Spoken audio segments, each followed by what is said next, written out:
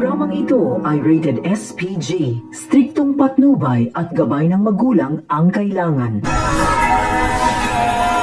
Magandang gabi mga kapamilya, ito na naman pong muli ang inyong lingkod upang maghatid ng mga ganap na dapat po natin abangan mamaya dito sa FP Chase Batang Quiapo. Ang akala ni Bubbles ay iniwan na siya ni Tanggol dahilan nga po sa matinding labanan na nangyari sa munisipyo at dumating nga po ang maraming pulis kung kaya't ang sabi nga ni Tanggol ay tatakas na sila, ngunit hindi pumayag si Bubbles dahil nga nakataya dito ang mga kaibigan ni Tanggol na kung hindi maisa sa katuparan ni Tanggol ang pagpaslang kay Congressman Sibilya, ang mga kaibigan nito ang papatayin ni Chief Espinas. Kung kaya't gumawa si Tanggol ng paraan para sa ganun nga ay makakuha siya ng motorsiklo at ito nga ang ginawang nilang sakyan ni Bubbles para habulin ang sasakyan na kung saan dito isinakay si Congressman Sibilya dahil nga po matindi ang tama nito at marami ng dugo ang dumaloy sa kanya.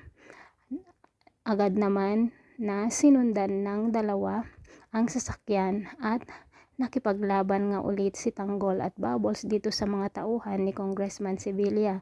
Success naman po ang kanilang pakikipaglaban at nang maubos na nga ang mga tauhan ni Congressman Sibilya, dito na nila tinuluyan ang buhay ng congressman at successful nga po ang una nilang mission ni Bubbles kung kaya't agad na ipinaalam ni Bubbles dito kay Chief Espinas na patay na nga si Congressman Sibilya. Tuwang-tuwa naman at hangang-hanga si Chief Espinas dito kay Tanggol at Bubbles at dito na nga natuwa rin ang mga kaibigan ni Tanggol dahil nga ligtas na sila at hindi na sila papatayin ni Chief Espinas.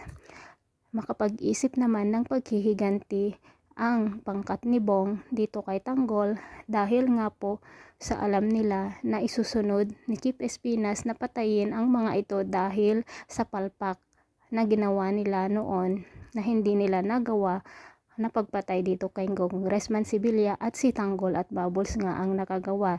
Dahil sa matinding selos at galit ni Bong ay gagawa na naman sila ng paraan para makaganti dito kay Tanggol, ngunit hindi nahahayaan pa ni Tanggol na mangyari ulit ang matinding laban na naganap o riot sa bilangguan.